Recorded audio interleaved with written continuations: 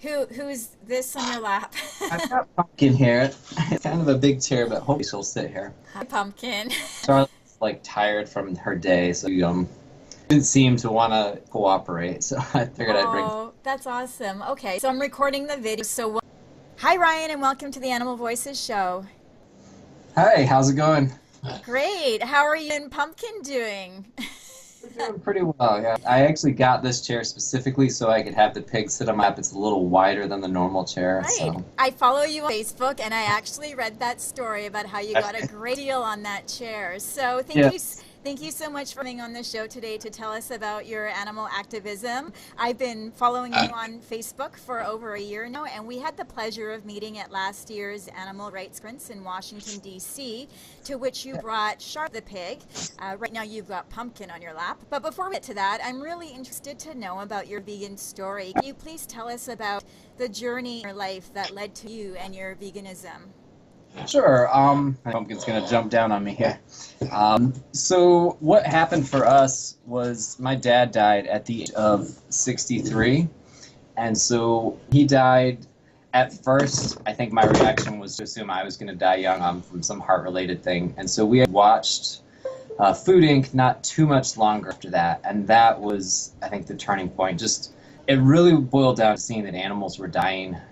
Even though I know I knew that, and I know that it's not something that people are unaware of, but seeing it and then having to sort of come to terms with that, I just couldn't do it anymore. And so once I saw it, once I knew it was over for me. And so my family, my kid was younger at the time, but I told them I was planning to be vegan, and my wife said that her and my daughter would go vegetarian, and then about an hour later she's like, forget it, just all go vegan together. And so that was pretty the transition. It was pretty quick. How long ago was that?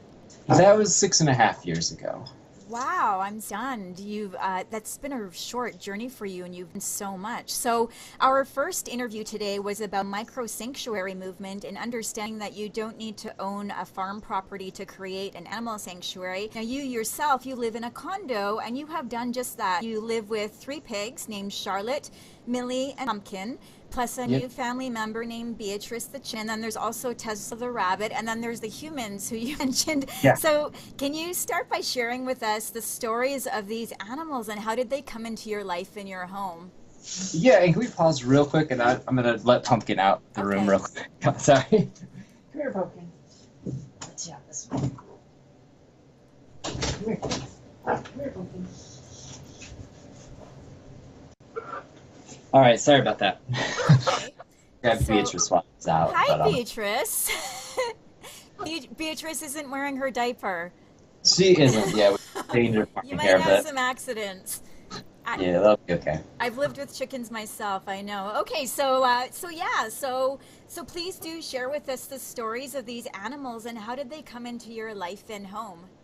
Okay, so it initially started, I had been doing activism here in Williamsburg. I was going to a corner by CVS, like a drugstore here, and I had been there maybe, I want to say like 100 days or something like that at the time, where I just did it every day. And so a family that lived in town stopped to say hello. They wanted to tell me that they had a pig and that they wanted to get involved. And so that was sort of the starting point, because not too long after that, they told me about Pumpkin, which was one of the pigs at the place where their pig had come from, and how she needed a home because they were done breeding her and they were moving, and so it's not usually a good ending for 5-year-old pigs. And so hearing that, I thought, okay, we're on the 2nd floor in a condo, and I know that most pigs get bigger than people expect. And so I thought it was crazy, and so I wrote a friend who does a lot of work with mini pigs and asked her, and she said, oh, you'd be perfect as long as you can get her up and down the stairs or teach her how to walk up and down the stairs.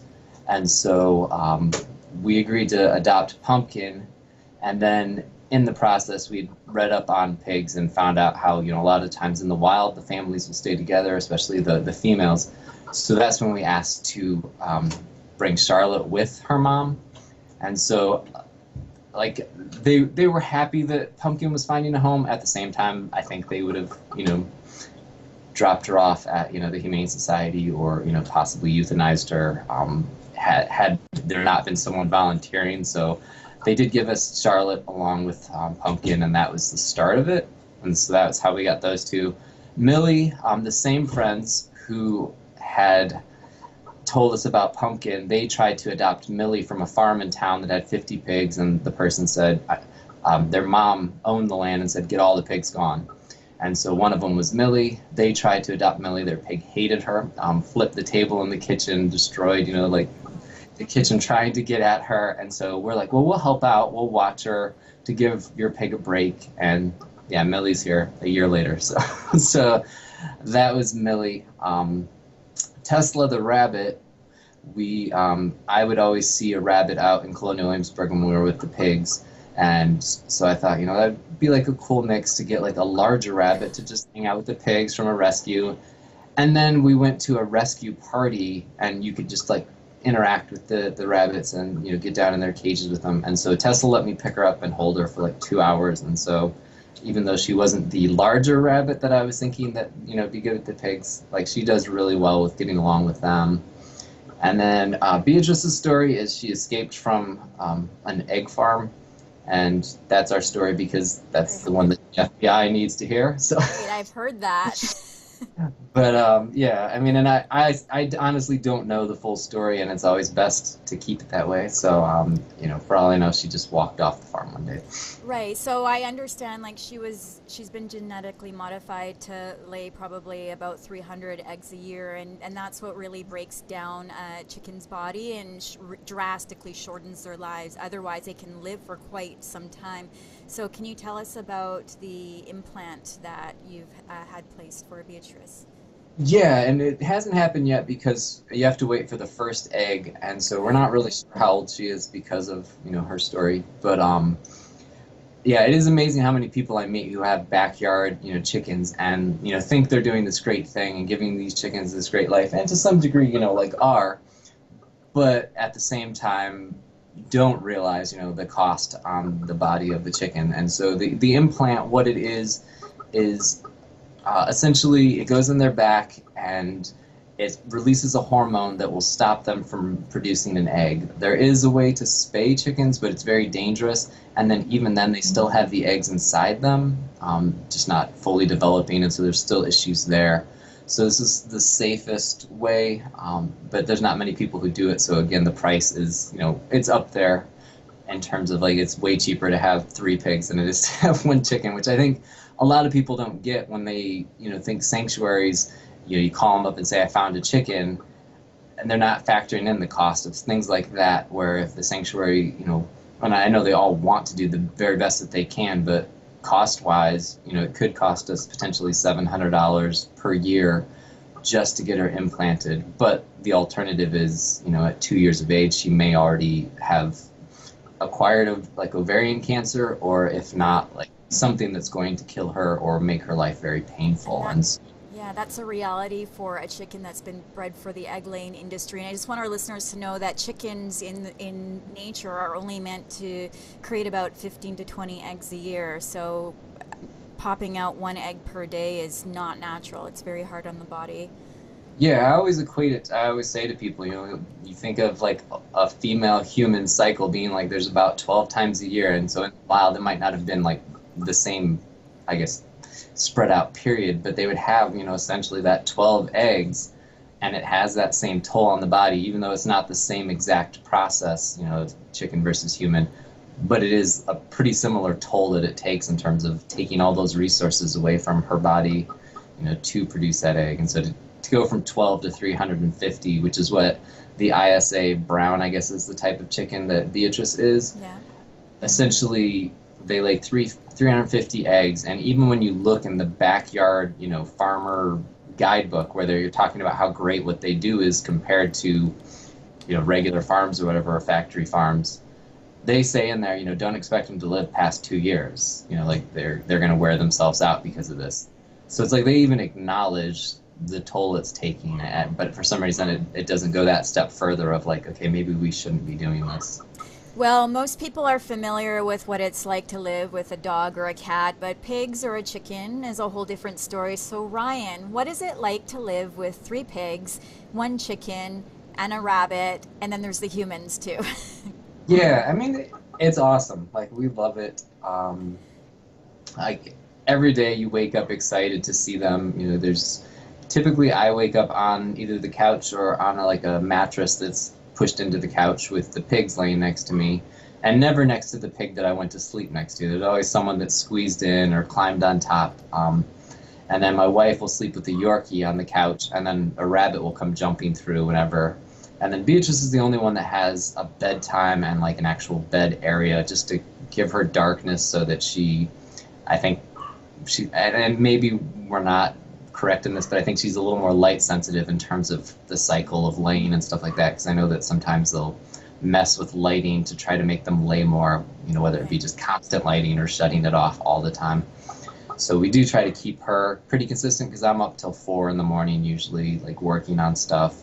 And so there's really no like normalcy, I guess, around our house where she could just like fall asleep. Like you can see she's probably closing her eyes on me right now, just like kind of taking a nap. But yeah, and she's been amazingly easy to live with. I thought it was going to be crazy, but with the diapers and then like her having the pigs to be kind of her flock, I think it's worked out really well because I know they're very much a flock animal and stick together with their their group. But she just hangs out with the pigs and beds down with them, and they love having her around to like dig her claws into them or to peck at them with her beak. And then the pigs, they definitely have moments when like siblings, they'll beat up on each other or be in a bad mood, but for the most part they're just wanting to hang out with you on the couch and have you love on them. Like when I meet people like out when we're doing our activism, they'll always say, oh, do they just always want to eat? And when we're out, they're always eating grass or treats or whatever.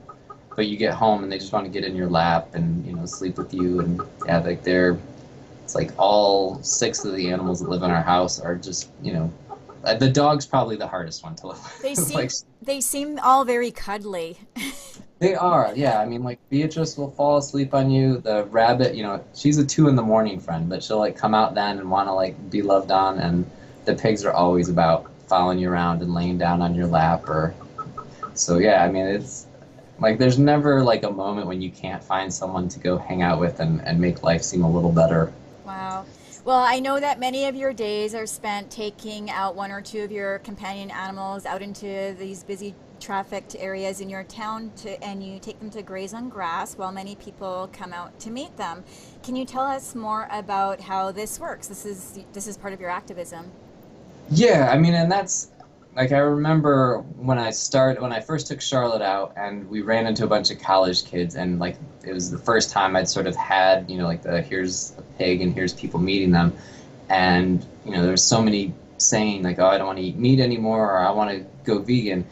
And so my first thought was, how do you do this and make sure that you're not circusing them, you're not turning them into like an act, or basically going against everything you're fighting to try to change. And so that's why it's pretty key that there always be something that they can just be doing that's what they would want to do, and then at the same time people can come meet them. And and if they didn't seem like they enjoyed it, we definitely reconsider. But for the most part, we go, if there's clover or grass, we set up there. And so Charlotte or Pumpkin or Millie will start eating it. And then Beatrice just likes to hang out with them and she'll eat the grass with them or eat it out of their mouth usually, which they seem to be okay with. But yeah, like they get to do what they want to do. And then we'll just have, hundreds of people sometimes within, a short period who are just walking through, usually Colonial Williamsburg, and we'll stop and, want to meet them. I think at first they think it's part of Colonial Williamsburg, and then they're pretty quick to like read like the buttons on like the pigs will say like it's not okay to eat animals, or something like lately we've been doing chickens are as smart as dogs, just to try to get some message into their head. And it's amazing how easy it makes it, because then they tell each other what the button says, or they'll say, oh, I agree, like we shouldn't be eating you. And that they're not vegetarian or vegan, but it's just they're meeting the victim and they're seeing the message, and then putting that together, makes them realize that, okay, yeah, this is how I really feel, whether like I always say, like everyone's a vegan, they just don't act on it. And so it's just trying to get them to realize that they should act on that for these animals. Right. I suspect that for most people, this is the very first time perhaps that they're having an interaction with an animal who they usually eat as food. I think many people must be walking away transformed. Can you tell us about this and like how you see this connection happening when they realize that these animals are the same animals that we eat? And I'm wondering if you see a difference with adults versus children as well. Yeah, I mean, I think the coolest thing about being out with the animals is it is such a universal thing. Like, there's very few people who just, hate animals or aren't interested in, knowing them or knowing more about them. And so, I think within the vegan activism world, I'm willing to bet that most people would agree the hardest audience we have is like older men, like white men over the age of 50, like seems to be just like a really hard group, for I'm sure a whole host of reasons we could, figure out.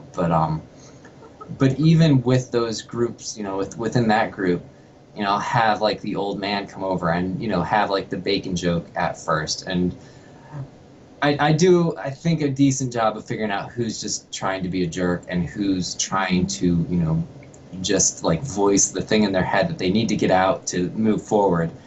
And so you'll get, people like that. And then an hour later, that same person's standing there introducing Charlotte to, everyone that comes by, or Pumpkin, and saying, you got to meet my friend and you got to see what they can do. And pigs are so smart.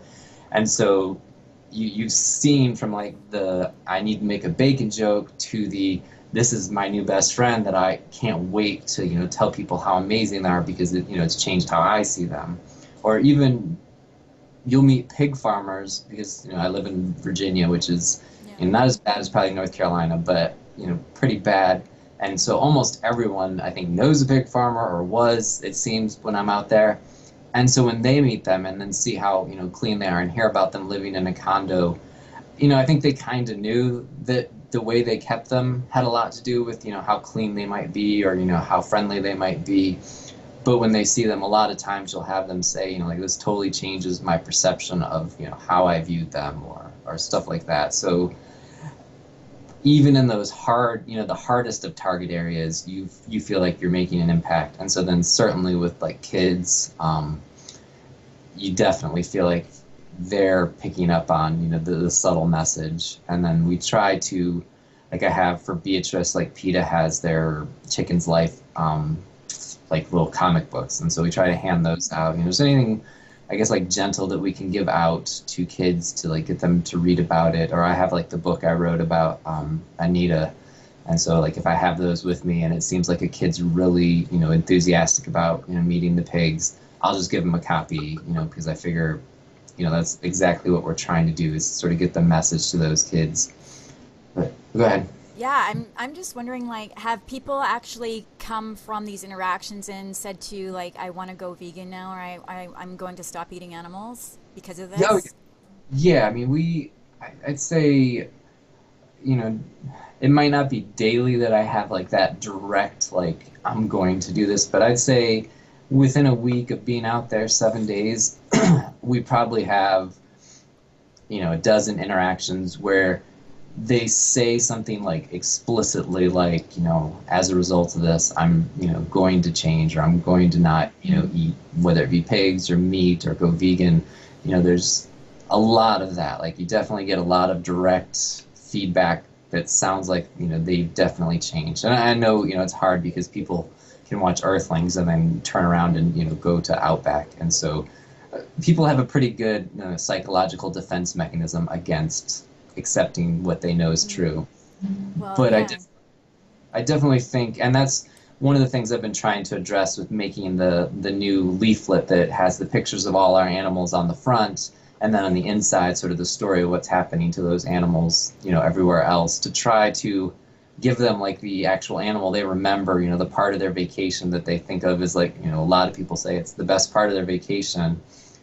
And so to try to give them animals they can connect to, I think, so if they go to the Life with Pigs page and follow Charlotte or follow Beatrice, it hopefully will keep them connected to that feeling they had in that moment, because I definitely pick up on a lot of people wanting to change right then. So I guess it's trying to keep them, some way in contact so it stays. Yeah, well, with all the interactions that you've had with hundreds of people, with your companion animals, and seeing from all kinds of perspectives how different people react, most of them are, of course, meat eaters. Do you have like a general observation that you can share about what it is that the human psyche goes through from when we are born as children? I believe we're born vegan, and then maturing into adulthood when it comes to most people's relationships with food and animals. Yeah, I mean, I think 4-H is a good example of the extreme version of it, but I think to some degree, every kid gets a bit of the 4-H treatment, where almost like we trick them into eating animals before we really let them know, who they're eating, and then by the time they fully get it, it's too late. They're addicted to it, or they have that guilt of, like, I think the reason that older people have a harder time switching is because they've got more built up years of guilt, like, oh, look what I've done. If I change now, I have to accept that all these years I've done this. And so same with kids, I think that's one of the reasons that college students are usually our target audience, because they can make their own choices and they don't have, really that much time of paying for their own food, which I think is, probably the hardest thing, thinking, I went and I gave someone money to do this to an animal, and they don't really have too much of that. And so I think that's what happens, I think, is we make kids sort of a part of the system before they realize what the system is, and then it's hard for them to sort of back out of that. Well, you say you try to work as much as you can, sleep as little as you can, and achieve the most impact for animals as possible. And I know you say you are a nonstop activist, and I certainly see that for sure on Facebook, because as I follow you. Can you tell us more about how you weave activism into your daily life, such as when you're going to the grocery store? And sometimes I'm reading posts from you saying, well, it's really easy to know where I can go because I only go to places where Beatrice is allowed.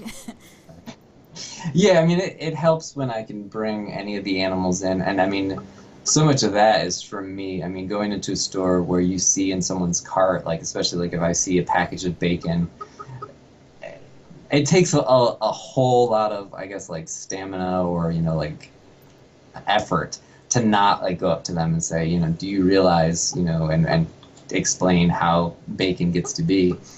So it definitely helps if I can focus on the animal and at least feel like they're there being their own voice. People are seeing them, but there's not many grocery stores that will look the other way every time I bring them in. Yeah, but in grocery stores I will, if like I'm in the checkout line, I always, and my hat doesn't have it on right now, but on the back of my hat is always a button that says it's not okay to eat animals. And so if you're behind me, about to buy some bodies, at least to some degree, you have to face the reality that someone out there knows, it's not okay. And so, and then if, someone puts meat down next to my, food on like a conveyor belt or something, like I always try to address, like, oh, did you know this is how that happens? Or, this is what happens to those animals. And I, most of the time can do it without, having it get bad. But, there's always people who just, they don't want to know, and it really makes them mad. And so, I did get banned from Trader Joe's for life for a reason. Oh no! I'm unbanned at this point, and I'm told Charlotte's allowed in there anytime. So, but yeah, it's a long story. But yeah, so my thing used to be, if I saw that someone was buying any animal product, I would address it. I'd say, if they're buying milk, here's what happens to dairy cows or whatever. And so it was almost like I had to do it. And I still do a lot of that, but I think part of me thinks that, I'm sure there's people it affects, and I had people put stuff back and say, I never thought about that, and I'm glad you pointed out. But a lot of people, it's probably the wrong moment for them to be confronted. And so that's not to say it's not probably effective to confront them, but like there's only so many stores I can get banned from, I guess, before, it seems like I can be more effective with the animals, out in public and stuff. And Right. so for the large part, I try to avoid grocery stores because not a fun place to be if you like animals. Wow, Yeah, I really admire your drive. And most people don't have as much drive as you do when it comes to advocating for social justice issues or just really anything that they care about. What drives you to keep fighting for the animals? And can you talk a bit about your self-care too? Because it just sounds like this could just drive you mad when, you're seeing the dead animals that you live with in the grocery stores and people are calling your pigs bacon. yeah, I mean, it does. And I think, I joke somewhat, but it may be the truth that like you get to a point where burnout is just your normal and you start to just get used to feeling that level of, bad, I guess. And that's, probably not the, the happiest way to put it. But I think trying to, one, pay attention to the changes you are making and the changes you are seeing. So when you do have a good interaction, trying to give that more power than, the bad interaction, which, is always hard because it's so easy to focus on the negative or to let something, stupid like someone calling them bacon destroy your day. So I think over time, doing it every day, you do start to at least get better with blocking some things out or letting it go and trying to focus on the good. But yeah, I think my self-care is to just never stop. If I stop, then I think about what's happening out there, and that's when, things tend to like, become depressing and, like you get sort of dark, sad thoughts about things. And so like if I'm always moving, then there's no time for that. And so I guess that's kind of what I do, which I don't think works for most people, but I like a lot of my heroes, like I studied history at William and Mary, and a lot of my heroes were like the almost like people that like fought so hard for change in the past, and we still don't really treat them as like heroes because they were so crazy about it and never backed down, like Charles Sumner or Thaddeus Stevens, like the people who fought against slavery and were called like, the radical Republicans or the extremists because of how hard they fought. But in the time that they were fighting, they were seen as, crazy because why do they care so much and why are they putting so much effort into this? And so I think part of me admiring them so much is maybe because that's just my personality, the desire to like never stop and feel like I can, whatever I did yesterday, I should be able to do more the next day.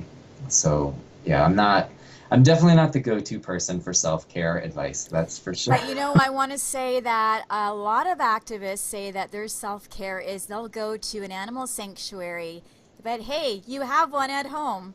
Yeah, that definitely. I mean, it's a double-edged sword at times because when you go to Save Vigil and you see the pigs on the truck, and then you Yeah. come, you're laying next to your pigs, who a lot of times you can identify characteristics of pigs on the truck where you're like, oh, that reminds me of Charlotte, the way that one acted that way, or like So sad. that's Millie's look, and so in that sense, sometimes it can be bad, but for the most part, yeah. I mean, being able to at any minute of the day go and lay on the couch with a pig and have them like snuggle up and bury their head under your chin or And have a that's physically actually de-stressing to make that oh contact. sure yeah. I mean, I definitely and I a lot of times like anytime I meet a vegan out here or if they're coming into town, like they're always invited to come hang out with our pigs because like they love having people come hang out on the couch with them, give them treats and pet them and hang out. So they think it's great, but I know that for vegans,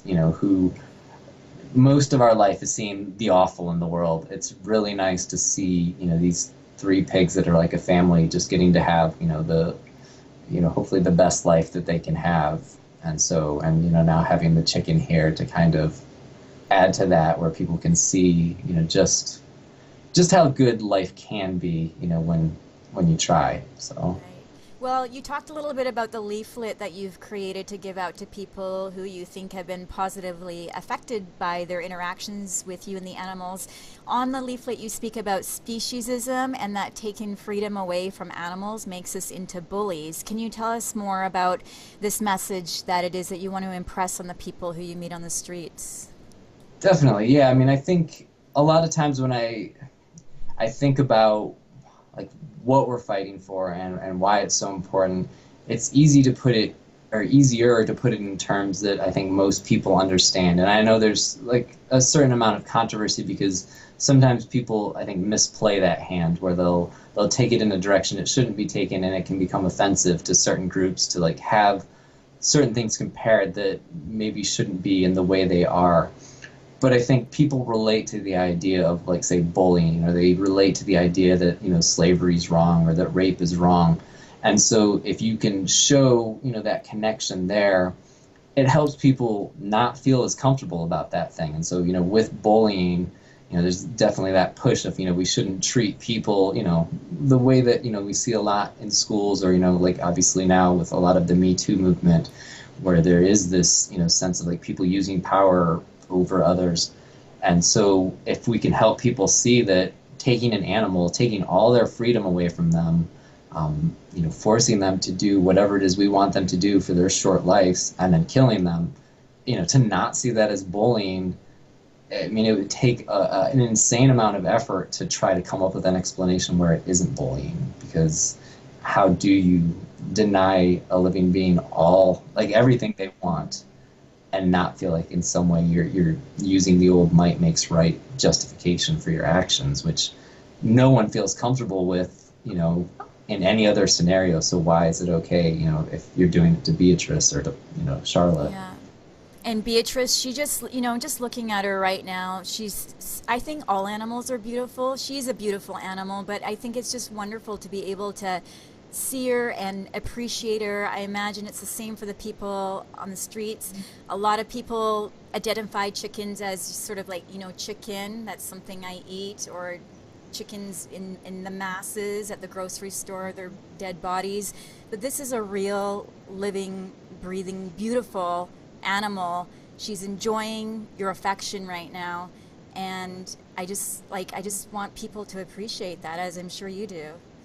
Yeah, I mean, and I think that's one of the nicest things when you're out, when you hear people say, I didn't realize whatever it is, I didn't realize chickens could be, so like social, like with Right. humans, interacting, staring at you, like really trying to figure out what you're doing, and, the way she enjoys being pet. And I think it's hard because I think most people interact with animals who are in situations where it's not about them, it's not about them being happy.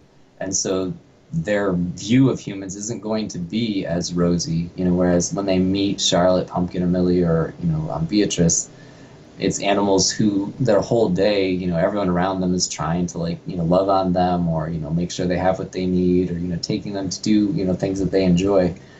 And so when they meet them, their view of people is that people are good. And so it gives them a different side, a different view. Because like I always meet the people that work at Smithfield who say, oh, pigs would do the same things to us, they're so mean. And like, you just don't know how they don't get, yeah, if you threw me in like a elevator for 6 months, yeah, I'd be really mad if when you let me out, I wouldn't be raring to hug you or anything. So yeah, and I think that really helps, that people get to meet, you know, like, I hate to compare like the pigs or the chicken to a dog, but that's what people relate to. And so when they can see that, Beatrice, in so many ways is like having a cat or a dog that wants to be pet, that wants to, snuggle up on the couch and stuff, and, interacts with you, pays attention to what you're doing, and, really seems to be taking it all in. I think when they see that, especially up close while they're, petting her or something, it definitely feels like it's impacting them in the right way. Well, you have a Patreon page for people to support the work you do, because you do work full-time as an activist, but it doesn't come with a full-time salary. Would you like to tell our listeners more about the Patreon page, and also your idea to travel across America to change hearts and minds at college campuses? Yeah, I mean, that's a lot of what we've been doing with the pigs prior to Beatrice coming. was going to college campuses, and we usually try to contact a local group of like vegans or animal rights activists there, and then we'll hand out leaflets and get college students to meet the pigs. So essentially what we do here at Colonial Williamsburg, but just on college campuses, knowing that that's probably our number one audience in terms of most likely to change, and make those choices right away. And so, like, my wife is awesome. She, allows me to eat and have a place to sleep, and covers all of my existence. And so it's mostly just when it comes to activism, being able to afford the gas to get places, printing leaflets. It's like I'm always trying to cut costs, but sometimes like stuff like printing the leaflet in color, like there's a reason why I think PETA and Mercy for Animals and all those groups print them in color, is because it's more appealing. People are going to pay attention to it more. And so having those leaflets that we're working on be in color and have a nicer look to them is hopefully going to make more people pay attention, read it, and then change. And so it's costs like that that it's nice to be able to fund through something like Patreon. It's never going towards like us going on vacation or anything like that, because I can't handle vacations. That's when I go into my dark place, because I don't have as much to do, and that gives me time to think. But yeah, so that's what the Patreon is about making it so I can do more activism and do it more effectively, because I do it for free and I do it without any resources, and I just know I'd be less effective. And so I've been so lucky to have so many people support a lot of what I've done in terms of getting the equipment that I need, or funding trips to different places to go do activism. And so the more people do that, the more effective I am. And so I know that I'm probably like 100 times more effective just as a result of having people support it, rather than spending time, whether it be getting a job or, trying to do more artwork or something to pay for what I do, because then I end up spending half my time doing that, and then half my time probably more tired, but still trying to do the activism, versus just being out there and getting the message out to as many people as I can. And you want to go to college campuses across America. Yeah, that's what we've been trying to do, and we've stayed more locally. I mean, we did make it out to Berkeley at one point for the stuff going on out there, but yeah, I mean, so we've been doing mostly locally just because of the cost of gas and stuff like that. But ideally, trying to figure out the places that most need it, where people are least likely to either encounter animals like the pigs and the chicken, or if they do encounter them, it's through an animal ag or 4-H type program where they're being brainwashed into thinking them as just raw materials and making food. So. Well, Ryan, you are also a very creative person. You're an artist and you make music. You produce the cartoon called The Carnies, which I didn't even know that was you until I read it yesterday. And I had posted one of your recent videos without even knowing it was you. So I'd love it if you could tell us about your artwork and how people can see or buy it. Your artwork is just beautiful. Thank you. Yeah, I mean, it's funny because when the first episode of The Carnies I wrote, and it was like a 10-minute, like actual, almost like South Parky episode. And so I had a few people say, yeah, put that under a different thing and don't tell anyone that it's you. And so, which, I sort of understand, and it definitely, it's like the South Park component of my personality. Like I love that type of humor that takes things like 10 steps beyond where you should, but it makes the point that you can't really make if you're just, if you just try to say to someone, hey, this is bad, versus you make it so absurd that people see it. And so that's what The Carnies is to try to take South Park and make it vegan.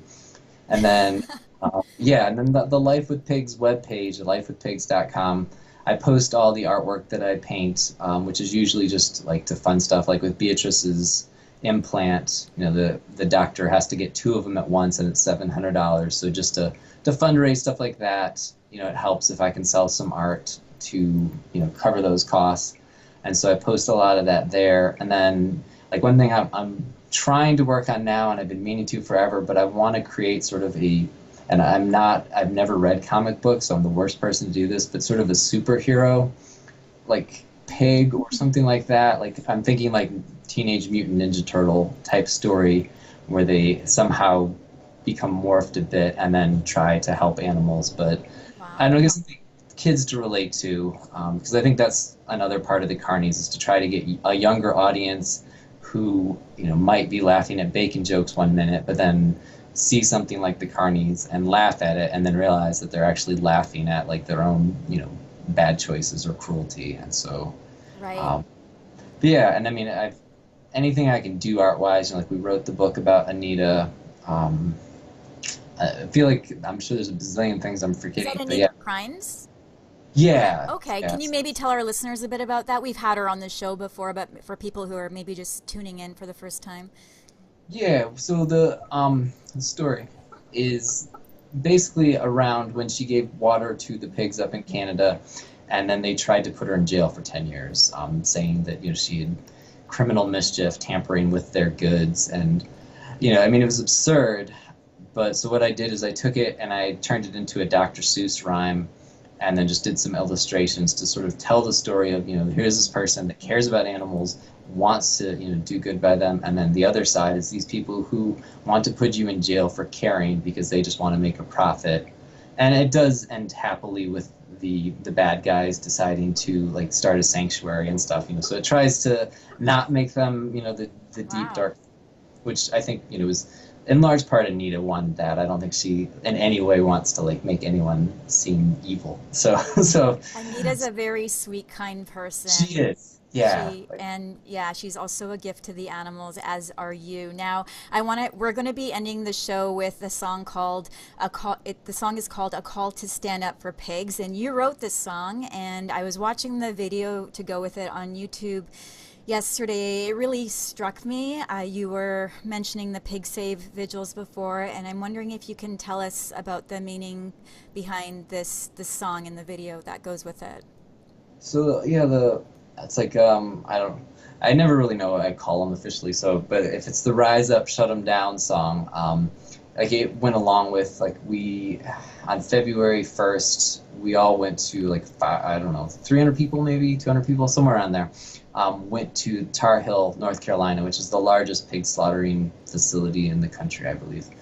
And so it was about the experience of being there and just how backwards things are, like in terms of the police bullying people, shoving us around, and they wouldn't look at the trucks, they wouldn't acknowledge what was happening, and it was clear a lot of them had been either paid by Smithfield to be there or worked for Smithfield in the capacity of pig farmers as like their side job, to being a police officer. And so just seeing how like everything down there is run by Smithfield, they control so much of the state of North Carolina, and so wanting it to be like this song that sort of tells the story of what's happening to the pigs, but also telling the story of just how, in a lot of ways, North Carolina is not very different than they were in, say, 1850, when you had a whole different group of corrupt people running the state, for other, evil reasons. And so it's hoping that people, especially in North Carolina, will finally say, hey, we don't want these people running things anymore just because they always have and they have the money. Maybe we should take things back and change things. And then hopefully getting people to realize that the pigs, don't deserve to be a part of this in any way. Right, and you probably saw on the news this past week that the people of North Carolina have actually sued Smithfield, and Smithfield is being ordered to pay them millions of dollars for basically I guess the inconvenience of the slaughterhouse being right there in the area with health problems and noise from the trucks and that. So Yeah, a lot of, and it's sad too to read those things because I know a lot of it's like the pig farms, what they'll do is to get rid of the lagoons of pig poo, yeah. will spray it into the air and it lands on people's houses, like they end up in their lungs. And then the state of North Carolina, the politicians have passed laws to limit how much the people can get from the pig farms. And so like they'll say, oh, they've been sued for 425 million, and then it drops down to like 100 or Yeah. less, because the state, like the officials are so, either one, they actually work for Smithfield or are part of it,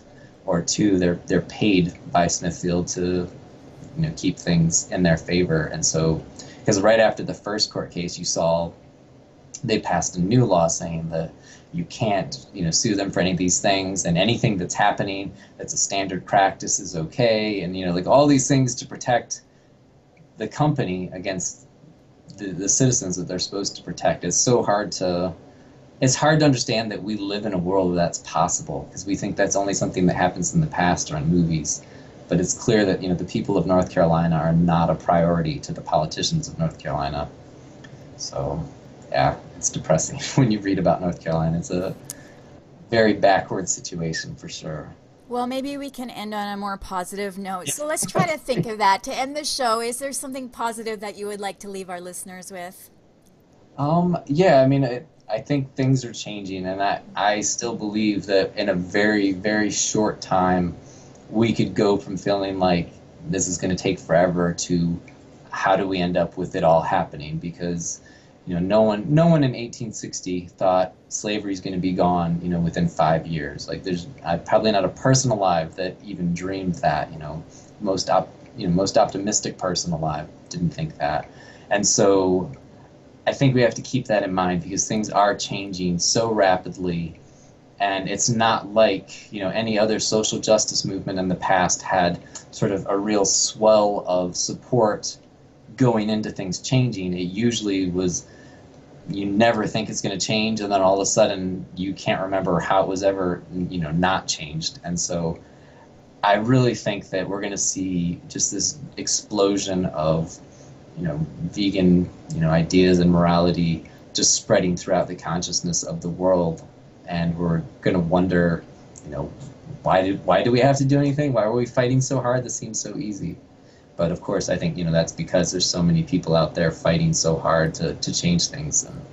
If we can live happy and healthy lives without harming others, why wouldn't we, right? So thank you so much for introducing us to Beatrice and Pumpkin earlier, and for just coming on the show today to speak about your micro sanctuary, Life with 3 pigs, a chicken, and a rabbit, and about how you do daily activism to reach the hearts and minds of both children and adults. To find out more about Ryan's activism, you can visit lifewithpigs.com and also like the page Life with Pigs on Facebook. Also, if you'd like to make a donation to support Ryan's efforts, please visit his Patreon page at patreon.com/3littlepigs. Thank you so much, Ryan, for your time today. I appreciate it so much. Oh, no, thank you so much for having me on. This is great. And all the hard work you're doing. It's so much appreciated. And that was a great interview. Thank you. Thank you. Okay, I only got pooped on twice. I tried to just ignore it.